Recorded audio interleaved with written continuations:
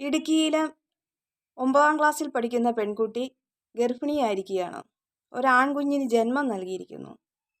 ഇതിന് ഉത്തരവാദി 14 വയസ്സുകാരൻ. രണ്ടുപേരും ഒരേ സമപ്രായക്കാർ. ലോകത്തിൻ്റെ ഓരോ പോക്ക്. ഓരോ ദിവസം ചെല്ലുമ്പോഴും ഇങ്ങനെയുള്ള വാക്കുകൾ ആണ് കേൾക്കുന്നത്. കഴിഞ്ഞ ദിവസം കൊല്ലത്തും ഇതുപോലൊരു സംഭവം നടന്നു. ഇപ്പോൾ ഇടുക്കിയിലും. ഇത് ഒരാളുടെ മാത്രം കുറ്റമല്ല. ഇപ്പോൾ ആൺകുട്ടിയുടെ നേരെ പോക്സോ കേസ് ചാർജ് ചെയ്തിരിക്കുകയാണ്. ഇത് രണ്ടുപേരും ചെയ്ത കുറ്റമാണ്. രണ്ടുപേരും അറിഞ്ഞുകൊണ്ട് ചെയ്തിരിക്കുന്ന പ്രവൃത്തിയുടെ ഫലമാണ് ഒരു ആൺകുഞ്ഞുണ്ടായിരിക്കുന്നത്. അപ്പോൾ രണ്ടുപേർക്കും ഒരുപോലെയുള്ള തുല്യ നീതി തന്നെ ലഭിക്കണം. അല്ലാതെ ആണിനൊരു നിയമം പെണ്ണിന് വേറൊരു നിയമം അങ്ങനെ പാടില്ല. രണ്ടുപേരും തെറ്റ് ചെയ്തവരല്ലേ, രണ്ടുപേരും ശിക്ഷിക്കപ്പെടുകയും ചെയ്യണം.